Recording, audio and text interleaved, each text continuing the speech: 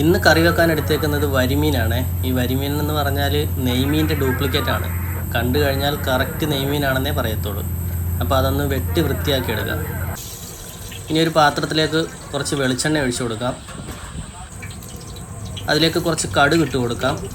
ഇനി ഇഞ്ചി വെളുത്തുള്ളി ചതച്ചത് ഇട്ട് കൊടുക്കാം. കുറച്ച് സവാള ഇട്ട് കൊടുക്കാം. ഇനി നന്നായിട്ടൊന്ന് ഇളക്കിയെടുക്കാം. സവാള വാടട്ടെ. അതിലേക്ക് കുറച്ച് തക്കാളി ഇട്ട് കൊടുക്കാം. അതൊന്ന് ഇളക്കിയെടുക്കാം. ഇനി കുറച്ച് മഞ്ഞൾപ്പൊടി ഇട്ട് കൊടുക്കാം. ഇനി കുറച്ച് മല്ലിപ്പൊടി ഇട്ട് കൊടുക്കാം. ഇനി മുളക് പൊടി ഇട്ട് കൊടുക്കാം. ഒന്ന് നന്നായിട്ട് ഇളക്കിയെടുക്കാം. അതിൻ്റെ പച്ച മണമൊക്കെ ഒന്ന് മാറട്ടെ. ഇനി കുറച്ച് വടക്കമ്പുളി ഇട്ട് കൊടുക്കാം. വടക്കമ്പുളി കുടംപുളി എന്നൊക്കെ പറയും. ആവശ്യത്തിന് വെള്ളം ഒഴിച്ചു കൊടുക്കാം. ഇനി കുറച്ച് ഫിഷ് മസാല, കുറച്ച് കുരുമുളക് പൊടി. ഇനി ഒന്ന് ഇളക്കിയെടുക്കാം.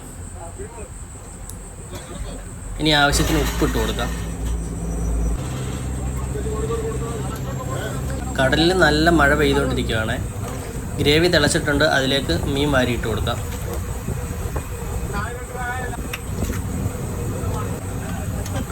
ഇതൊരു ആവോലിയാണ്.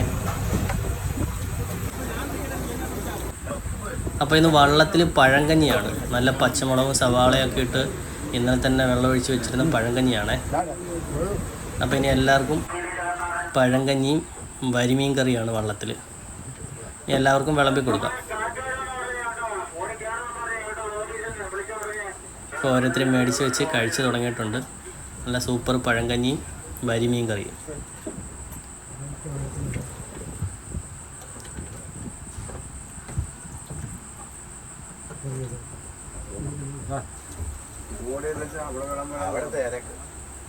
ഈ എണ്ണം വാൽഭാഗം മാത്രമേ കഴിക്കത്തുള്ളൂ കേട്ടോ. വരിമീൻ്റെ ഇടപ്പീസൊന്നും വേണ്ട.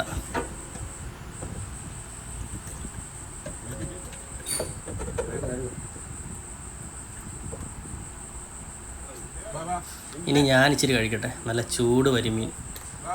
അവിടെ കൈ പൊള്ളിപ്പോയി, അത്രയ്ക്ക് ചൂടുണ്ട്.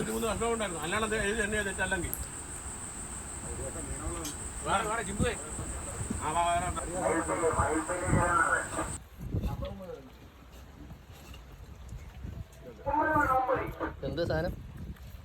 വരിമീൻ. Tasty fish.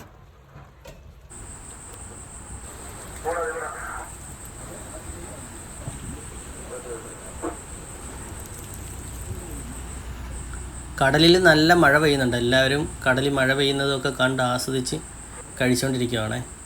അപ്പോൾ ഇന്നത്തെ വീഡിയോ ഇത്രയേ ഉള്ളൂ. ഓക്കേ.